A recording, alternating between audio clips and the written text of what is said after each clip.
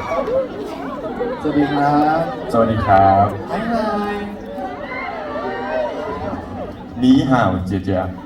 ครับเดิม นี่ห่าวเหล่ากง ครับเดิมคืออะไร เหล่ากงคือ คนน่ารักอะไรที่เป็นคำว่าหล่อนะ 帅是怎么说啊？ช่วยไงช่วย ด้วย ช่วย เมื่อวานมีคนมาให้ดูคำหนึ่ง เอ็นเต๋า เอ็นเต่าอ๋อได้แล้ว 我的爸爸可以说的อะไรนะขอเจี๊ยม่อ对ทำชื่อมา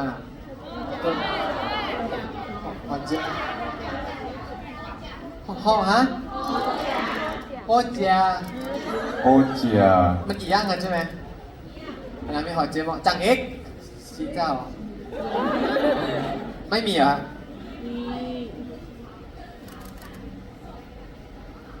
ใช่จากเอ็กอาบน้ำแต่ว่าที่อาจจะคล้ายๆกันอ๋อเรามาร้องเพลงซาวด์เช็คกันดีกว่า 我们还是现在上课好了。ซาวเช็คซาวเช็ค ไม่เตือนกันเลยผมเอามาเลย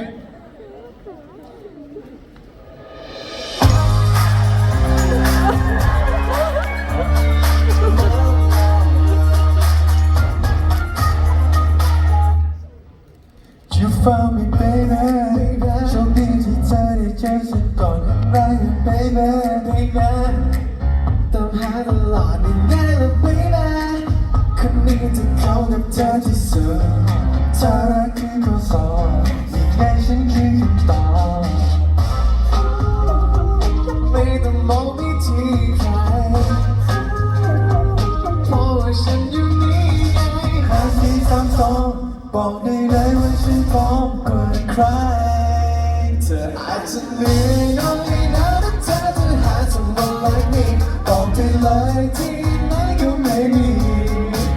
ถ้าเธอได้ลองเธอจะรู้ได้ไงว่าดีไม่ดี Oh no no no ลองไม่รักสักทีสองทีจะได้รู้ที่โชว์สเต็ปไหนสเต็ปโชว์สเต็ป สเต็ปเดิม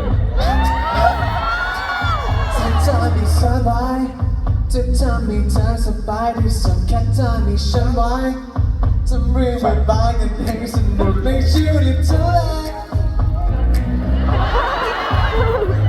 ไม่ใช่ฝันแน่นอนเธอไม่ต้องรอให้ใครพูดไปมองไปที่ใครเอ้าก็เพราะฉันอยู่นี่ไง5 4 3 2บอกได้เลยว่าฉันพร้อมกว่าใคร บอกได้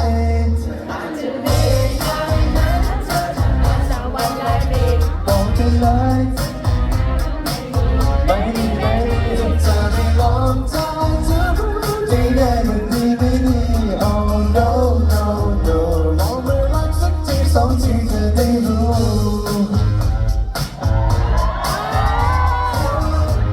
อันนี้คือท่านะคนนี้เหรอ เฮ้ยสอนหน่อยคีบตก เธออาจจะไม่ได้นะแต่เธอจะหา someone like me บอกได้เลยก็ไม่มี เธอจะรู้ ดีไงดีไม่ดี Oh no no no จะได้รู้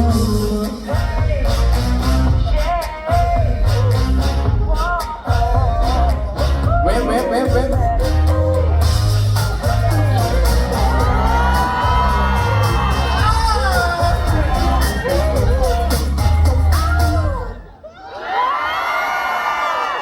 เป็นไงฮะไทยปีที่แล้วกับไทยปีนี้เอ้ย2 ปี 2 ปีอันนี้เป็นรอบที่2เล่นได้2 年了哈。 บอกเลยว่า4นะฮะมีลูกเล่นเยอะขึ้นเยอะเลย 大家应该看得出来，C 他跳舞变更厉害了，对不对？厉害对吗นี่ครับพี่สาวคนสวยเขาเรียกเหมยหนุ่ยใช่ไหมฮะ 那个姐姐有在吗？เขาเรียกใช่ไหมเขาเรียกอะไรเหมยหนุ่ยไหม 啊，ใช่ไหมครับใช่เหมยหนุ่ยคนสวย เหมยนุ่ย เหมยหนุ่ย ถ้ามันรวมกับเหมยนุ่ยเจีย เจี เจี ย ย กับพี่สาวคนสวย อ่า เราพูดสิ1 2 3 เหมยนุ่ยเจียเจีย เ อ่า ชอบ คำศัพท์วันละค ทั้งสับอะไร ำ ครับ 一天一字，每日学一字。 เก่งมากขอบคุณครับ เด็กเวลา อ้าว ครับ ยังอยู่ต่อนี่ อยากรู้ว่าใครมารอบที่แล้วบ้าง 想知道一下现场有没有上一次有来的？ โอ้ โอ้รอบที่แล้วโอ้แต่รอบสองคน อะไรคน ใครเพิ่งมาดูรอบสอง 那如果有谁是第一次就是这是第一次来见到这边的 โอ้ยินดีที่ได้พบเจอกันนะครับ 那今天很开心可以见到各位 ไม่ไงเขาจะได้แปลง่ายๆพบเจอพบเจอ 因为这样我可以比较好翻译啊。 ขอบคุณทุกท่านมาณที่นี้ 感谢各位贵宾的莅临。 ขอบคุณที่คอยซัพพอร์ตเนี่ยภาษาไทยแบบง่ายๆไม่เลยนะขอบคุณที่คอย เสริมสร้างกำลังใจ ครับพี่ 那也感谢各位我们有补充我们身体的能量。 พูดสันทีแล้วครับ โอ้แฮปปี้นะครับสนุกมากเลยก็อยากเจอทุกคนอยากโชว์ให้คนได้ดูแล้วนะสำหรับ ครับ วัน ผ นี้ มใช่ 那今天也非常开心，就是希望大家可以对我们今天的秀都很满意。 พร้อมยังไงทุกคนพร้อมยัง 大家准备好了 พร้อม 吗？ ยังพร้อมยังฮะ 这是准备好的意思吗？ พร้อมแล้วใช่ไหม ครับผม แต่เรา พร้อมแล้วเราพร้อมแล้ว但是เกือบจะพูดไปอย่าง 准备好了差一点，差一点就还没准备好呢。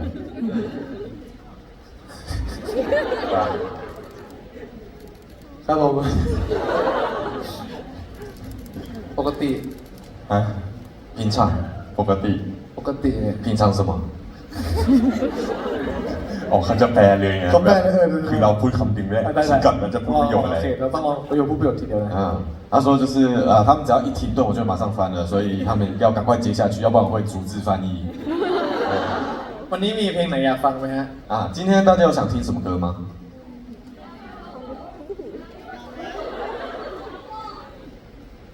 น้องนุ่งเหรอฮะคิดถึงน้องนุ่งกันเหรอครับเห็นทุกคนห้อยน้องนุ่งกันเต็มเลย ไหนใครยังไม่มีน้องนุ่ง 有谁手上没有浓จับ 的？ มีใครยังไม่มีน้องนุ่งไหมครับ ไม่น่า 有吗？有谁手上没有浓浓的吗？ น่าจะมีทุกคนอืมมีแต่อยู่ที่ไทย 我有，但是我的放在泰国。 ใช่เดี๋ยวต้องบินกลับไปเอา 那如果你要的话，我可能要飞回去拿给你。 ปกติเขาคุยอะไรกันนะฮะ 平常他们在这个时间都是要聊什么？ เขาอาจจะแบบมานั่งดูเราสองคนคุยกันไง งั้นเราคุยกันเดี๋ยวไหม นั่งคุยกัน 大家是不是都是来看我们两个在台上聊天而已？ แต่วันนี้ข้าวอร่อยมากเลยนะครับ 但是今天饭很好吃นี่เรื่องข้าว จริงเรื่องคุยเรื่องข้าวไหม เปิดประเด็นมาแล้วก็ต้องต่อ เรื่องข้าว 既然已经开话题了聊到吃的，我们一定要聊一下。 คือเมื่อเช้าผมกินอันนั้นมา มันเหมือนเป็นข้าวกล่อง คือแบบมันเรียกว่าอะไรไม่รู้แต่ข้าวมันมีข้าวใช่ไหมพี่ เรามีข้าวนะเรามีข้าว แล้วมันก็เป็นหมู แบบว่าทอด อ๋อ มันคืออะไรฮะ 刚刚我早上吃的就是有一点像便当的东西，然后里面有猪，然后还有炸过的感觉。所以那是什么？ เดี๋ยวผมจะแปลให้ฟังเอง 这个我帮你翻一下。 มันเป็นข้าวหน้าไก่ทอดกับหมูทอดที่มีพริกไทยฟิวๆนั้นนะ 它比较偏成盖饭便当那种感觉，然后上面其实还有点辣椒。 แต่ไม่รู้ว่ามันเรียกแบบว่าชื่อจริงๆเรียกว่าอะไร 但是不知道它实际上的中文名字叫什么。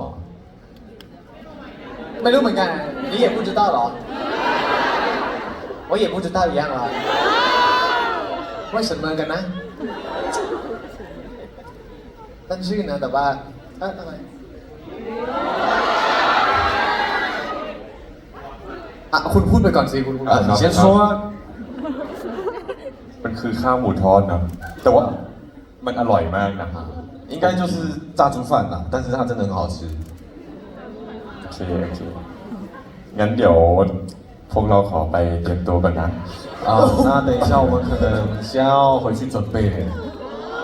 โอเคครับ เดี๋ยวเราจะมาแบบว่าไผ่เจ้ากันใช่ไหมฮะ 啊， แต่เจ้าคืออะไรนะ มีครับผมเดี๋ยวเราไปเตรียมตัวก่อนนะ โอเคเดี๋ยวเราไปเตรียมตัวกันนะทุกคนเดี๋ยวมาเจอกันครับ 啊，那待会见了，拜拜。